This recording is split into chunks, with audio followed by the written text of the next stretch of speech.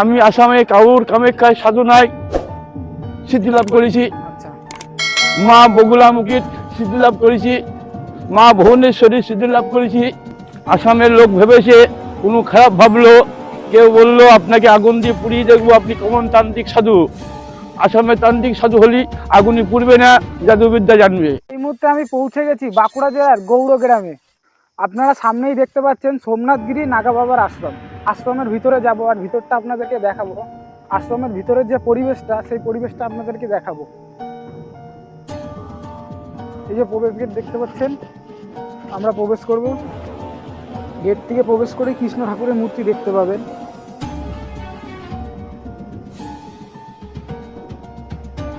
তো এই দিকটা থেকে ঘুরেই বাবার দর্শন। আশ্রমের ভিতরটা সব শেষে চলে যাব মা শ্মশানকালীর কাছে।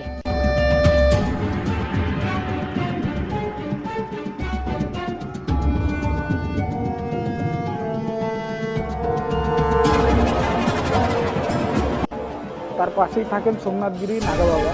এই ছোট্ট একটি ঘরে বাবা এখানেই থাকে। তো পরিবেশটা একবার দেখুন।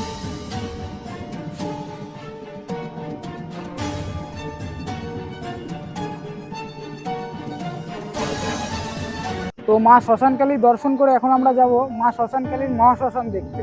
তো আপনাদেরকেও দেখাবো সেই শ্মশানটা কোথায় আছে, মহাশ্মশান। এটা কিন্তু পুরোপুরি গ্রাম্য পরিবেশ। তো চারিদিকে গাছ গাছালিতে ভরা পরিবেশ দেখতে পাচ্ছেন। পাখিদের গানও শোনা যাচ্ছে, চিৎকারও শোনা যাচ্ছে। তো এইখানে এলে পরে আপনারও কিন্তু মনে একটা আলাদা রকম শান্তি থাকবে। আর এই আশ্রমের বাবার সাথে কথা বললে অনেকটাই শান্তি পাবেন আপনিও মনে। আর এই আশ্রমটি বাঁকুড়া জেলায় অবস্থিত আছে। তো বাবা আগে থাকতো, তো আমি যতটুকু শুনেছি বাবা আগে থাকতো আসামে। আসাম থেকে বাবা এখানে এসেছে। কিভাবে এসেছে, কেন এসেছে, কি বৃত্তান্ত, তো সব কিছুই বাবার কাছ থেকে জানবো, বাবার কাছে শুনবো কি বিষয় না বিষয় আছে, তারপর আপনাদেরকে শোনাবো। পথ দিয়ে যেতে হবে মহাশ্মশানের দিকে।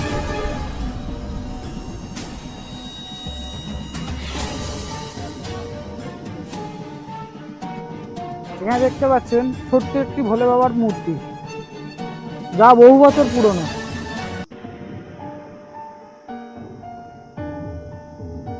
তার পাশেই দেখতে পাচ্ছেন এই যে শ্মশান। গ্রাম্য পরিবেশে যেরকম শ্মশান হয়, এটাই হচ্ছে মায়ের মহাশ্মশান।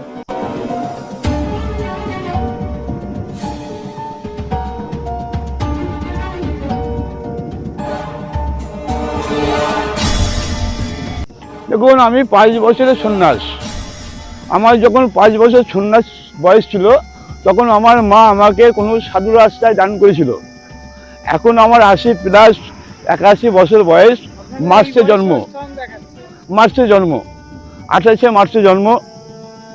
এইভাবে চলি। সাধু লোক তো বাবা, সাধু লোক কখন কি টন থাকে অনেকে বলে, সবাই 60-65 হিসাব করে।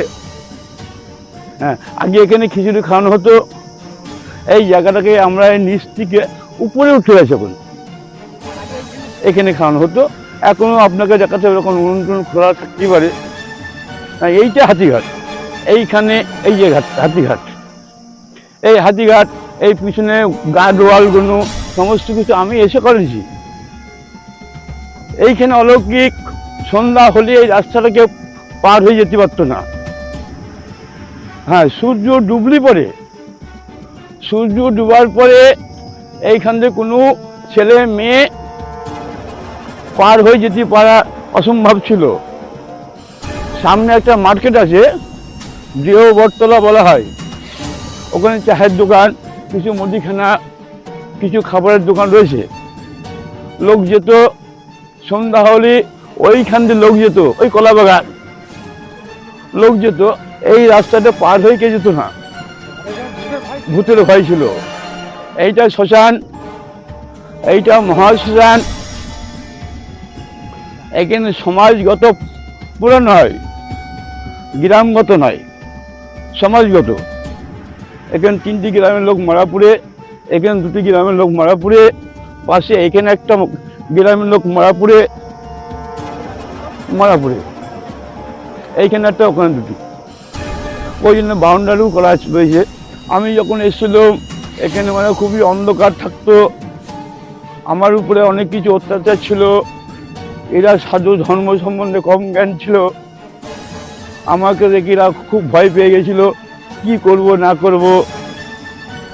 24 দিন চার বিস্কুট খেয়ে থাকা হলো। এই গ্রামের কেউ ভদ্রেশ্বর আদি কেউ বললো আপনি সন্ন্যাসী লোক, আপনি না খেয়ে অসুস্থ হয়ে যাবেন, আমার গ্রামে পাপে মরবে, আমরা পাপে মরবো, তাহলে বলুন আপনার কি ব্যবস্থা, আমরা জয়গুরুর লোক, অনুকূল ঠাকুরের শিষ্য, সেইভাবে বলুন তাহলে সেইভাবে নিরামিষ রান্না করে দিবি, সেবা করব। এইখানে 1 মাস ধরে এখানে ওইভাবে সেবা করে এখানে একটা মাটির ঘর করা হয়, মাটির ঘর, জিতে বেড়া, খড়ের চাল। 1 বছর থাকার পরে এটা ভাঙিয়ে দেওয়া হলো, দিয়ে এটা করা হলো। দ্বিতীয় পরে এইখান থেকে আমি 2008 সালে চলে যাই কামাখ্যা, প্লাস 15 সালে আমি এখানে ফিরি, 14 প্লাস মে মাসে 5 মাসে মে মাসে আসি। তখন এইখানে কিছু থাকে না, ফের এই ঘর মর সমস্ত ভাবে তৈরি করা হলো, বা গ্রামের লোক আমাকে যথেষ্ট ভালোবাসে। হ্যাঁ হ্যাঁ যাই, কেমন তার সমাধানের উপরে, তার রোগ না, তার ব্যবসা না, তার কোনো চাকরি না, কোনো অন্য মনোদোষ, সব রকম ব্যবস্থা। আমরা তন্ত্র যুগে সাধু না, আমরা তন্ত্র সাধু, সব কিছু উপকার পেতে পারে, আমরা সমস্ত কিছু নিয়ে চলি। হ্যাঁ দিতে হবে, মানে কিছু এখানে দক্ষিণা দান করতে হয়, কারণ কারোর জন্য একটা পূজা করতে হবে, পূজার বিনিময়ে একটা খরচা আছে, তার জন্য একটা কচা যজ্ঞ করতে হবে, তার জন্য 500 কেজি ঘি লাগবে, তার জন্য কিছু খরচা আছে, এই খরচাটাকে মেকআপ করতে হয়। আপনার নিজস্ব কোনো চাহিদা? ওইটা আমার আশ্রমটা চলাটাই চাহিদা। এই নদীর থেকে আমি অক্টোবরে নভেম্বরে চলে আসি এই নদীর ওপারে। এই হাতিঘাটে যখন আমি আসলাম, তখন গ্রামের লোক কেউ আমাকে খারাপ ভেবে, আসামের লোক ভেবেছে, কোনো খারাপ ভাবলো, কেউ বললো আপনাকে আগুন দিয়ে পুড়িয়ে দেখবো, আপনি কেমন তান্ত্রিক সাধু, আসামের তান্ত্রিক সাধু হলি আগুনই পুড়বে না, জাদুবিদ্যা জানবে। অনেক এই শ্মশান থেকে, এইসব নদীর থেকে অনেক মরার কাঠ গাড়ি ভর্তি করে নদীতে আশ্রমে নিয়ে গেল, এই সারা রাত গল্প করলো। গ্রামের লোক কেউ বললো আমার মন্দির আছে, মন্দির থাকবেন, আমার নিজস্ব ব্যক্তিগত মন্দির আছে, থাকবেন। আমি আসামে কাউর কামাখ্যায় সাধনায় সিদ্ধি লাভ করেছি, মা বগুলামুখীর সিদ্ধি লাভ করেছি, মা ভুবনেশ্বরীর সিদ্ধি লাভ করেছি। এইভাবে আমি এই জায়গাটায় থাকি। এখানে কিভাবে আসলেন? এই বাঁকুড়া জেলাতে আপনি কিভাবে আসলেন? এই বাঁকুড়া জেলায় কোনো সাধু আমাকে জয়দেব মেলার থেকে নিয়ে এসেছেন। আচ্ছা, তারা আমাকে বলেছিলেন আপনার মতন সাধু ওই বাঁকুড়া এলাকায় নাই, আচ্ছা, আপনি গেলে পরে আপনাকে যথেষ্ট ভালোবাসবে।